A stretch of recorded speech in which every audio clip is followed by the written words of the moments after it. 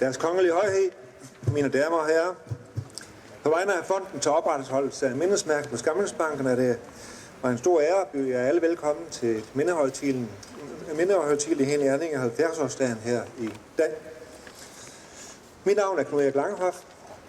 Jeg er byrådsmedlem i Kolding, og så er jeg medlem af styrelsen til opretholdelse af mindesmærket. Jeg har fået det ærefulde erhverv og skal være konferencier ved højtideligheden her i dag. Og vi starter højtideligheden med at føre fanerne ind. Derfor, mine damer og herrer, vil I venligst rejse jer op.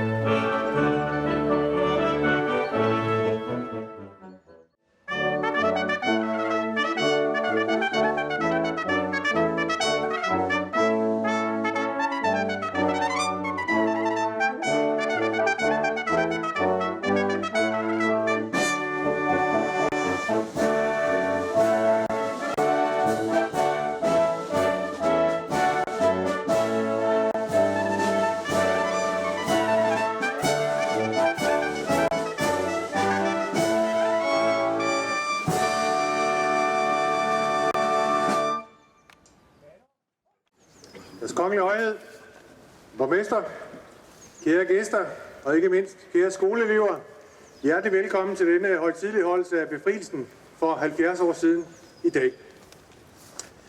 For os i uniform er det altid en stor dag at være med til at højtideligholde og fejre en befrielse, som stadigvæk i dag trækker lange spor i historien. Mange af skoleeleverne aner ikke, hvad det var, der hed Berlinmuren. En del af arven efter 2. verdenskrig var jo netop Berlinmuren og krisen, den kolde krig. I ved måske ikke engang, hvad Jugoslavien er, som vi andre har oplevet. Alt sammen konsekvenser af den måde, som 2. verdenskrig sluttede på. Fred, frihed, demokrati, lighed for alle er stadigvæk værdier, som mange mennesker rundt omkring i verden kæmper for, higer efter. Spørg folk i Syrien, spørg folk i Nigeria, spørg folk i Ukraine og mange andre steder rundt omkring i verden, hvad de søger allermest og allerhelst vil have. Frihed, lighed, demokrati og adgangen til at få et velfærdssamfund, som vi kender det her i Danmark. Man skal ikke så langt væk fra Danmark, før man ikke har det så godt. Så det vi skal sætte pris på, det er den kamp og de offer, der blev ydet for nu 70 til 75 år siden. Og i dag mindes vi de 83 faldne, der var i Region 3's modstandsbevægelse. Alle sammen, det er dejligt at se så mange, der er mødt frem, og heldigvis er vejrguderne med os. Det må være Hans Kongelige Højhed, der har trukket dem med fra det sydlige. Endnu en gang hjertelig velkommen og god 5. maj.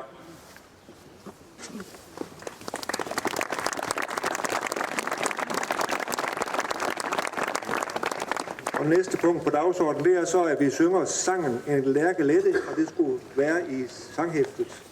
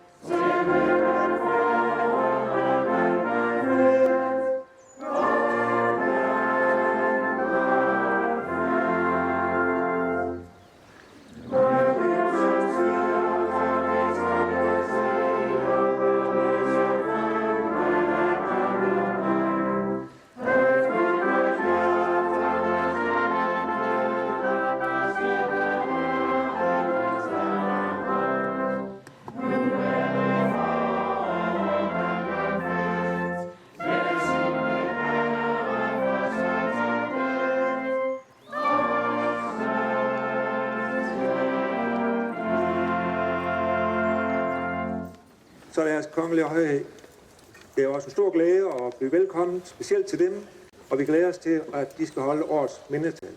Værsgo, god del der.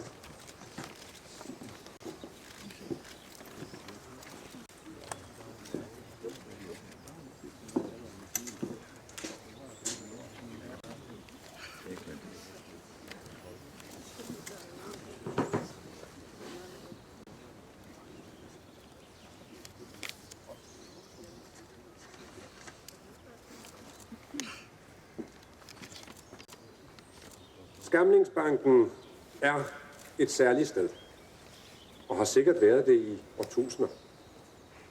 Det er det højeste i Sønderjylland med sine 113 meter over havet. Her samledes mennesker for at dyrke guder, fejre glæder eller mindes dem, der har givet os alt, hvad vi har i dag. Den første frihedsstøtte blev rejst som et symbol på danskheden i 1863, men stod kun i 5 måneder, før de fremrykkende preussiske styrker sprængte den. Efter freden genopførtes støtten med de selv samme sten, for der var sognet her blevet indlemmet i kongeriget.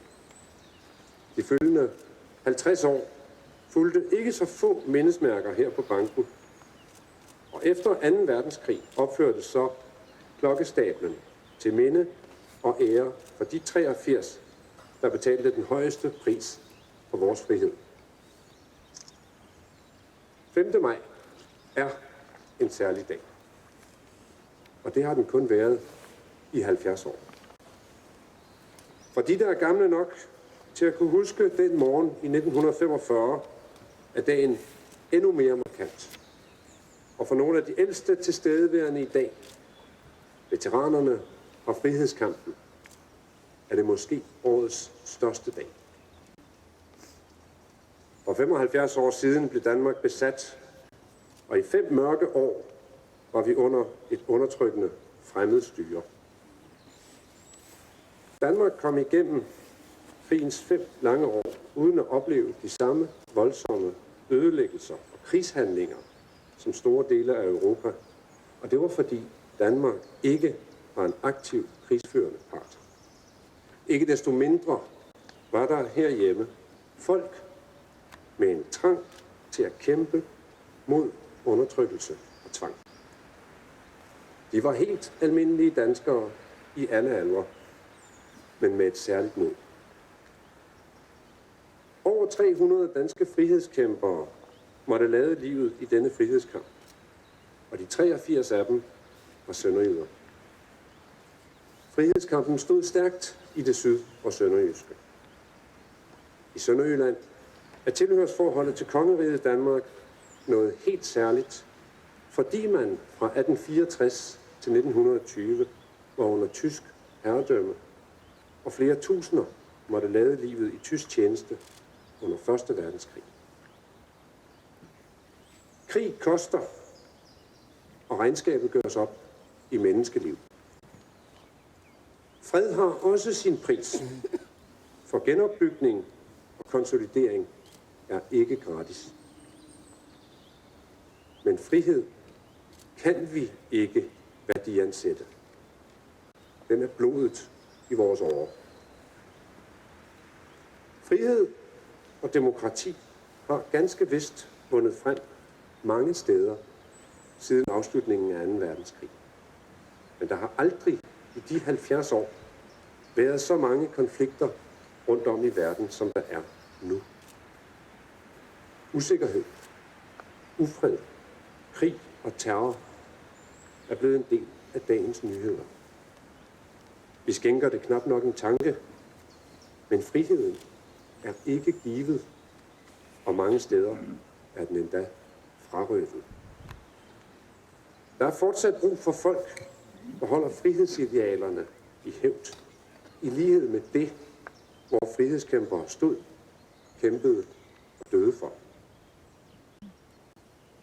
Fra klokkestablen her lyder Prins Jørgens March. Den melodi, der indledte alle de danske radioudsendelser fra London under krigen. Sådan fik vores modstandsfolk besked om våbenleverancer og indsættelse af specialagenter.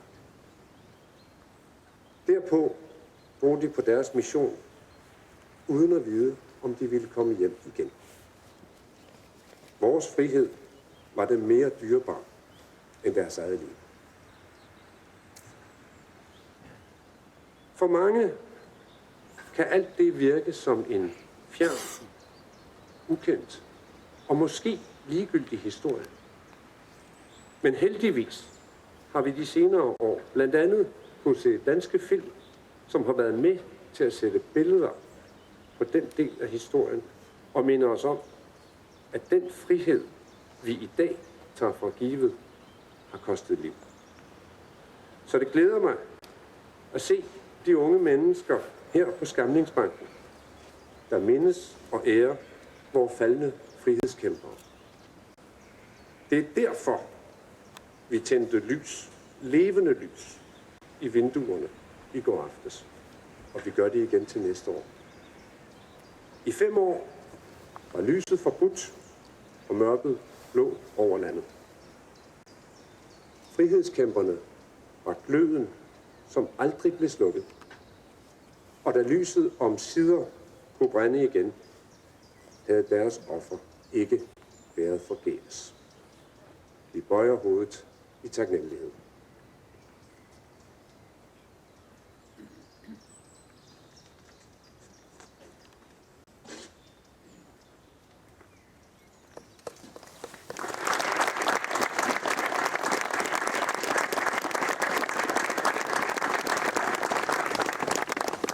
Deres kongelige højhed, stor tak for en levende tale. Det er så vigtigt at holde fast i de her minder, for de er og bliver fundamentet for vores frie land. De viser os kærlighedens magt, den der rækker ud over dødens grænser og ind i vores liv nu og her og videre ind i fremtiden. Verden er ikke blevet fri for ondskab. Vores tilværelse er ikke blevet skånet. Danmark oplevede for ikke så mange måneder siden atter ondskabens magt. Vi kan ikke se os fri fra, den slags sandsynligvis kan ske igen, men vi må ikke lade os skubbe under, knække, kue eller tages til gidsler i vores eget liv. Vi må som frihedskæmperne kæmpe. Vores situation er unægteligt helt anden end under 2. verdenskrig, for i vores virkelighed er fjenden usynlig. Vi er ikke altid beredte. Men vi skal dog kæmpe for friheden alligevel. Friheden til at ytre sig. Ikke hovedløst og hensynsløst, men med omtanke. Kampen for retfærdigheden. For at værne for og om de grundlæggende værdier, vi har i samfundet, som blandt andet er set i lyset af de, som kæmpede før os. Kæmpe for folks rettigheder, om vi er enige i dem eller ej, og for troen på hinanden. Intet godt kommer ud af at demonstrere sin magt og trumfe hensynsløst over folk. Vi må forstå, at kampen for retfærdighed og frihed er nærmest en lydløs og daglig kamp, der udspiller sig mellem og i mennesker, der hvor det gode får lov at sejre. Lad os aldrig glemme de, som gav deres liv for, at vi kunne få friheden. Og lad os aldrig glemme, at vi har pligt til at fortsætte kampen for friheden, ikke blot hos os, men verden over. Amen. Og nu i tørvejr synger vi den næste sang, som er Guds fred er glæden i dit sind.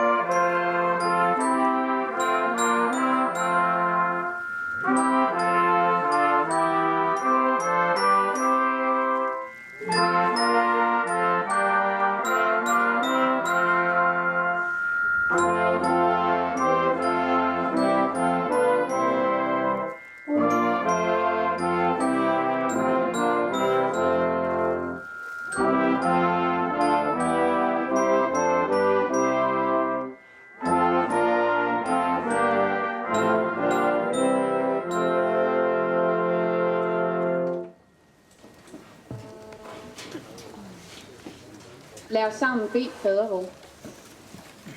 Fader vor, du som er i himlen, helliget vorte dit navn, komme dit rige. Ske din vilje som i himlen, således også på jorden.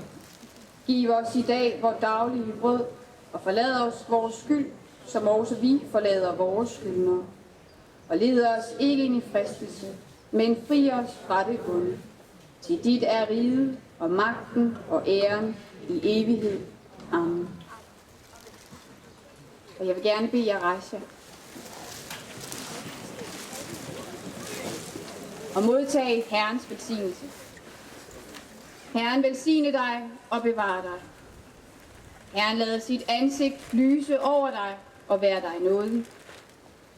Herren løfte sit åsyn på dig og give dig fred.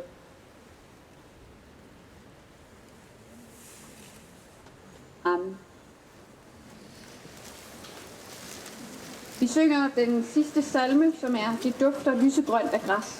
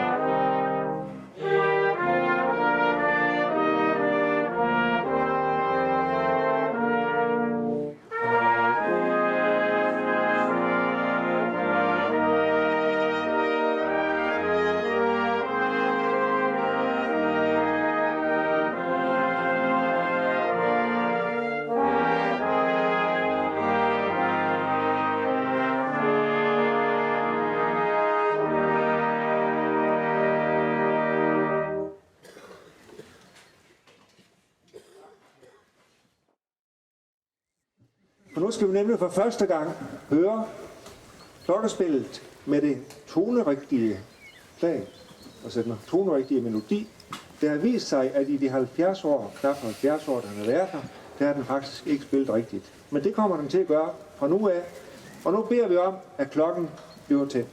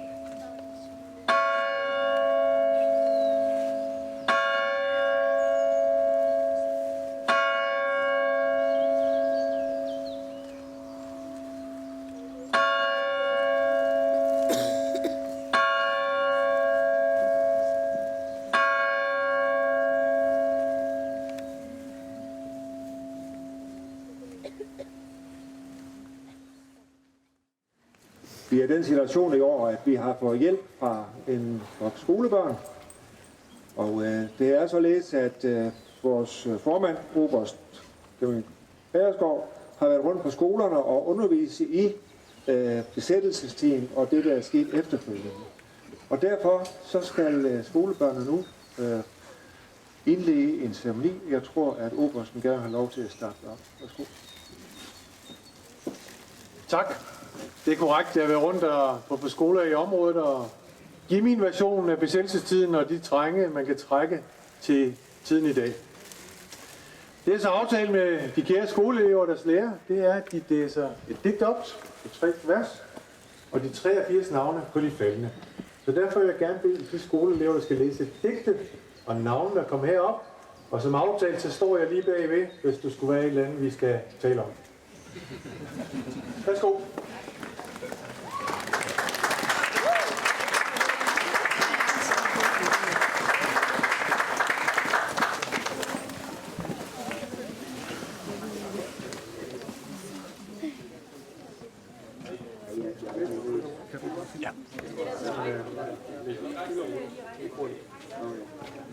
De faldnes navne taler. Når voldsmagt glammer bredt, og liv og død befaler, bliver alle navne et Danmark. Tavs deres død bekender, at liv kun frit kan gro, hvor jævne hjerter brænder, i offer vil I tro. Hold hjertet rent i flamme, den arv, den gæld blev vor, at leve for det samme, vi frejdigt døde for Danmark. Så der ikke nogen, der skal komme og sige mig, at unge mennesker ikke kan noget i dag. Det var ganske flot. Digtet er Poul Sørensen og blev læst op, da klokkestaben blev indviet første gang i 1948. Vi går nu i gang med at læse navnene op på de 83 faldne. Værsgo. Uge Ærested, Åbenrå, død i Nøgengamme. Emanuel, H.H. Kok, Alvin, Lunderskov, død i Lunderskov. Hans Andersen, Haderslev, død i Vedsted. Axel Andersen, Odense, død i Esbjerg. Knud Valdemar Andersen, Rødlum, død i Frøslev.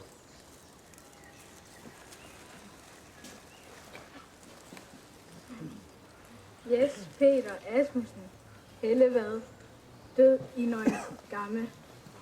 Poul Bensen, Esbjerg, død i Esbjerg. Carli Anders Bertelsen, Røde Kro, død i Dessauer Ufer. Holger Bi Gråsten, død i Porta Vestfalica. Ejlert Bo Jensen, Oropør, død i Esbjerg. Hermann Bøje, Sønderborg, død i Vestre Fængsel. Svend Otto Brødskov, Kolding, død i München. Christian Kallesen, Haderslev, død i Stutthof. O. Poul Carstensen, Esbjerg, død i Esbjerg. Anton Richard Christensen, Tønder, død i Dessauer. Henry Christensen, Jokær, død i København. Christian Mathias Clausen, Sværd, død i Gråsten. Erik Eriksen, Hammelev, død i Neongamme. Hans Lehmann Pedersen, Gråsten, død i Gråsten. Karinus J. Nielsen, Belsted, Kolding, død i Sachsenhausen. Alfred Rasmussen Friis, Hårby, død i Nøgengamme. Mogens Friis, Varde, død i København. Poul E. Gerner Mikkelsen, Varde, død i Porta Vestfalica. Martin Grøn, Sækkelund, død i Nøgengamme. Anker Hansen, Sønderborg, død i Koldund. Evald Hansen, Haderslev, død Hamborg. Hans T.H. Hansen, Hyllested, Dalmose, død Skodborghus. Hans Oksen Andersen, Ribe, død Ribe. Peter J. Hansen, Tønder, død i Dortmund. Rudolf Hansen, Esbjerg, død Nøgengamme. Johan Askov Hansen, Gørding, død i Gørding. Svend Åge Hansen, Sønderborg, død i Sønderborg. Helge Borg Iversen, Bramming, død i Røvangen. Josef Janecki, Sankt Jønnevade, død i Nøgengamme. Jens Tue Jensen, Bramming, død i Røvangen. Knud Jensen, Ribe, død i Husum. Laura V. Jensen, Esbjerg, død i Esbjerg. Axel Johannes K. Tønder, død i Dessauer Uber. Jørgen Kjeldstrup, Kolding, død i Nøgengamme. Svend Stockholm Kjær, Ribe, død i Ribe. Emil Lindskov Knudsen, Esbjerg, død i Esbjerg. Peter Martinus Kok, Styrtom, død i Husum. Alfred Christensen, Kolding, død i Nøgengamme. Erik Jørgen Larsen, Ribe, død i Nøgengamme. Karl Marius Laursen, Sønderborg, død i Kolding. Knud Hoffmann Lausen, Tønder, død i Svendborg. Viggo Lausen, Tønder, død i København. Holger Christensen Lej, Rødekro, død i Hostrup. Peter Cornelius Madsen Tommerup, død i Skovborghus. Peter Theodor Madsen Haderslev, død i Sønderborg.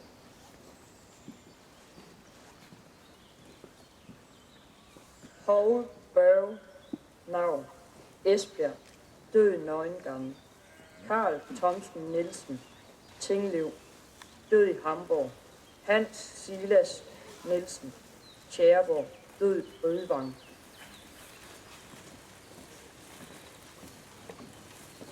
Henry Marinus P.K. Nielsen, fra Padborg, død i Hamburg. Johan Jørgen Nielsen, fra Skærbæk, død i Skærbæk. Erik Svendsen, fra Tønder, død i Nøgengamme.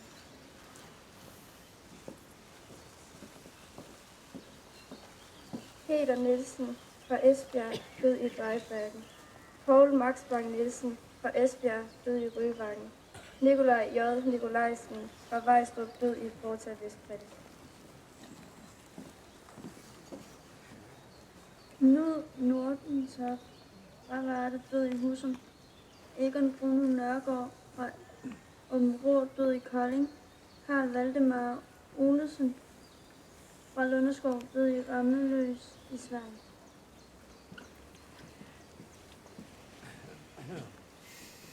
Gunnar Tranberg Pedersen, fra Varde, død i Varde. Peter Pedersen, fra Varde, død i Padborg. Erik Petersen, fra Vejle, død i Røvangen.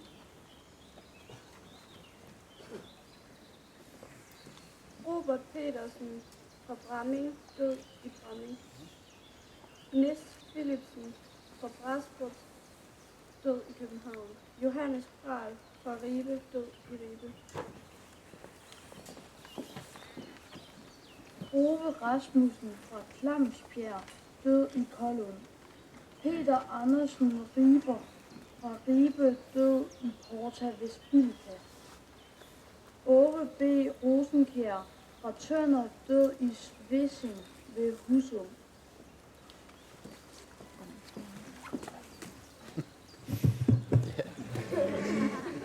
Erik Schlosser, fra Haderslev, død i Haderslev.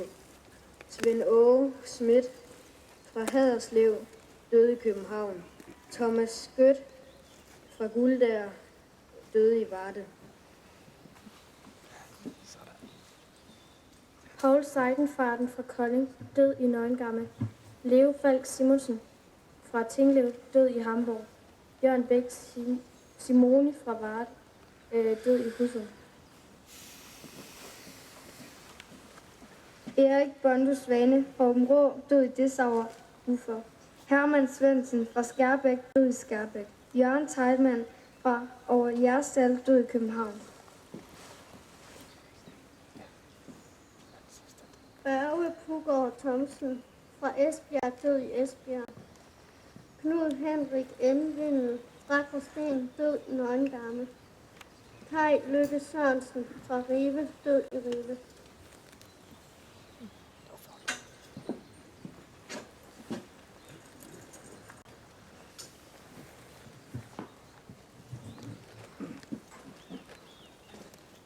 Det var så oplæsningen af 83 navne. 83 skæbner, 83 mennesker, som gav deres liv for frihedskampen i Danmark, og som kom fra denne del af Danmark. Vi har nu knyttet et bånd fra den tid til i dag, hvor efterkommerne af disse mennesker har været med til at højtideligholde deres navne. Jeg vil bede jer om at være med til at have et minut stillhed for de faldne.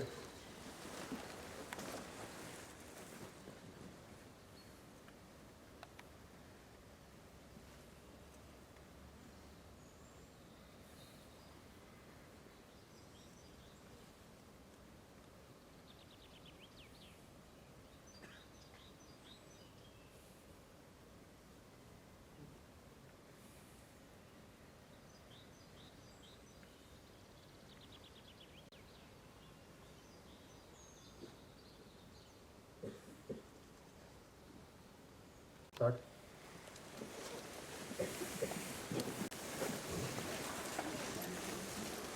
Og som afslutning på skoleelevernes indsats, så synes jeg, at vi skal give dem en hånd. Det gjorde de saft, synes jeg godt.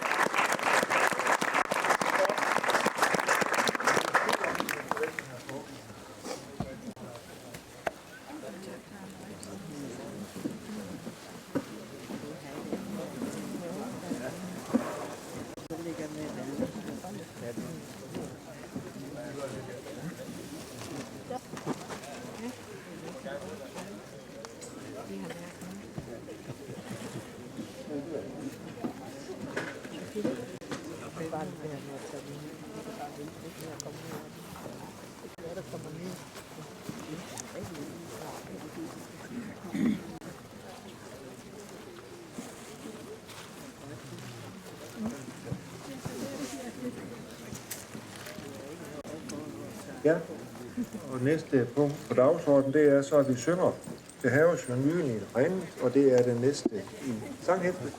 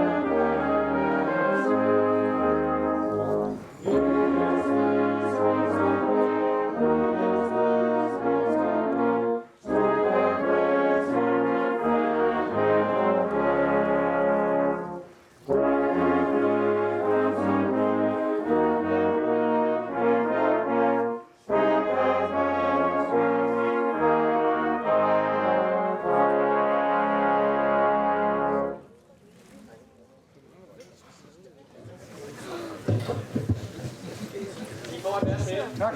Ja.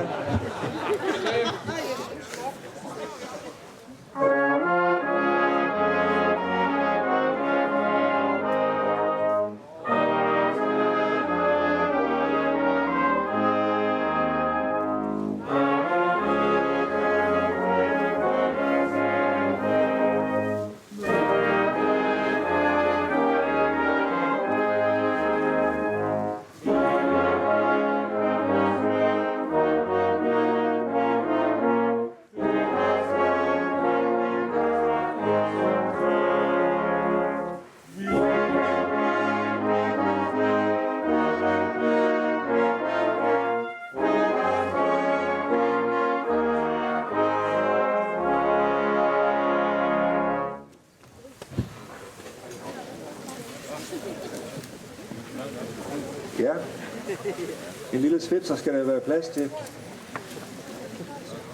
Vi går over til kransenedlæggelsen, og der har vi en lang række, der skal nedlægge kransen.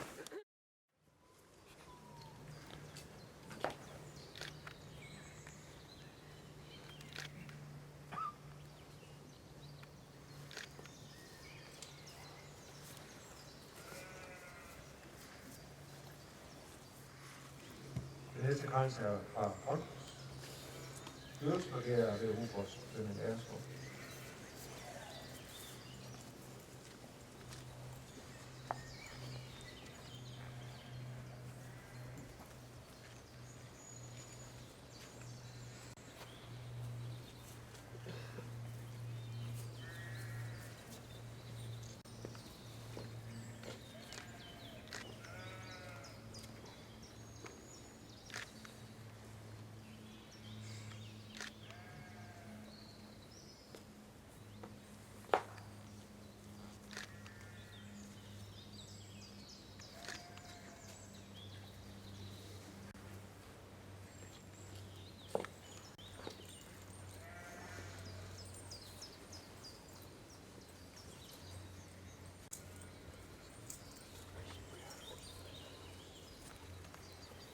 Så er det grænsen for Kolding Kommune, der ligger sig borgmester Jørgen Sikkersen.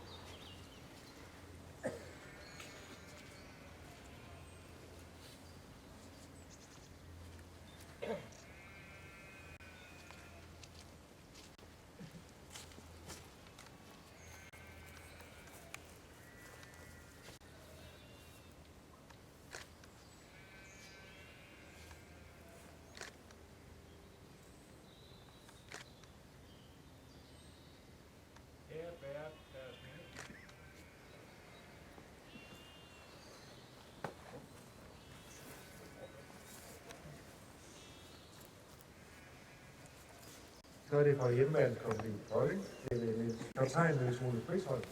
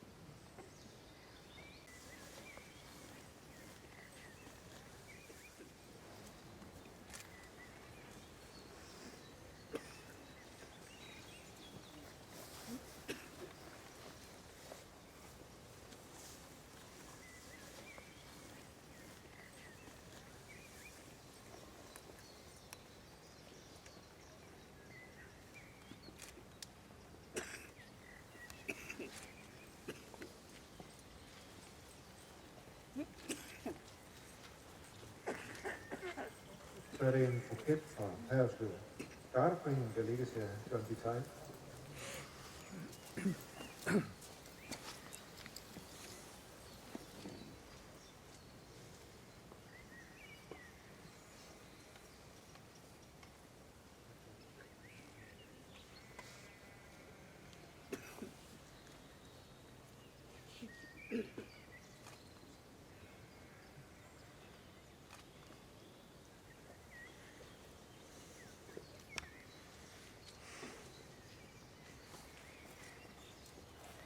Og der er en krans fra de erhvervshændede fra Frihedskampen, der lægges af Kikkel Lund.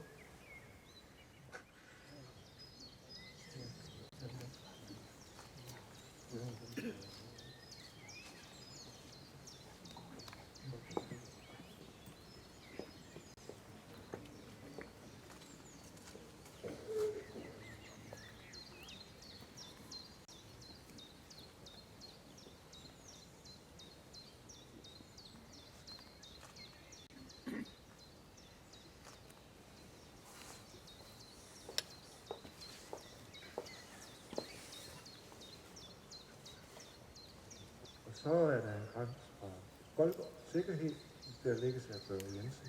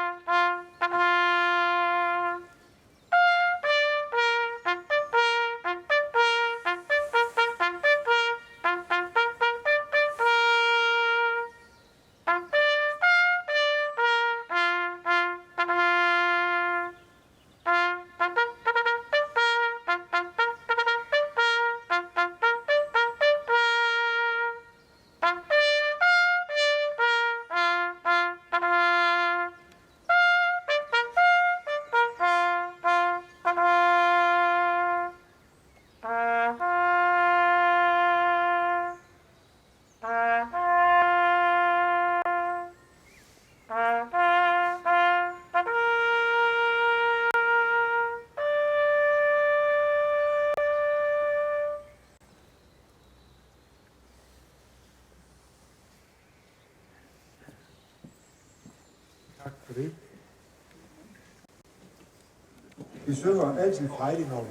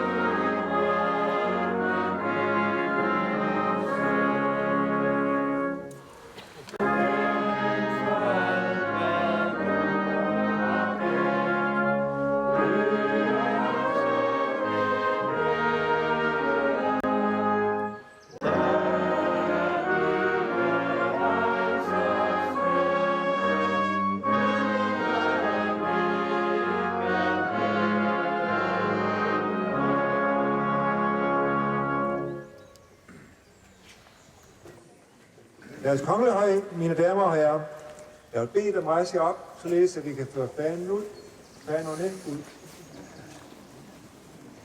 Før fanen ud.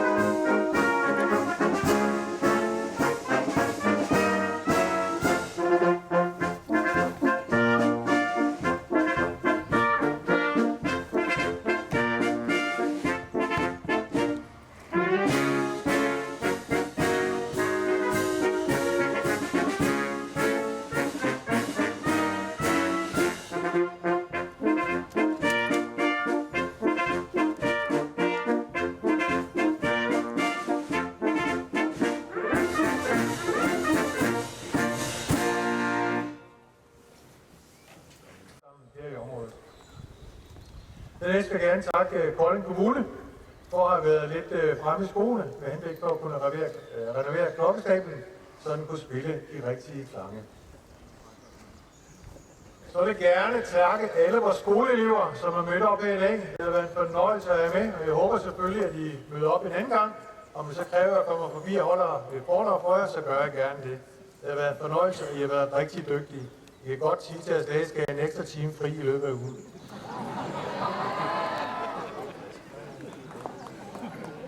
Så vil jeg gerne takke Smuk, som de hedder i daglig omtale, for at have spillet her, selvom de forsøgte at snyde os for et enkelt vers, så synes jeg faktisk, de gjorde det rigtig godt hele vejen igennem. Det bliver lidt mere højtideligt og festligt, når det bliver spillet musik. Så vil jeg takke alle dem, der mødte op og været med til at vise fanerne rundt omkring monumentet her i dag. Det var en fornøjelse. Det så godt ud, og I klarede det flot. Og slutligt til jer, der mødte op for at være med til at højtideligt holde det. Det har været en fornøjelse at se så mange møde frem. Selvom jeg ikke helt kunne holde det gode vejr, så tror jeg, det aldrig sig fra nu af.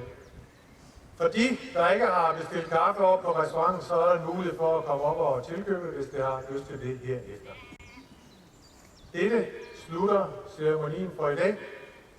I har en fortsat god 5. maj, og endnu en gang tusind tak, fordi I mødte frem og var med til at tidligt holde det her. Ikke mindst for de, der kæmpede dengang, og de, der er tilbage, og deres pårørende. Tusind tak af hele mit hjerte.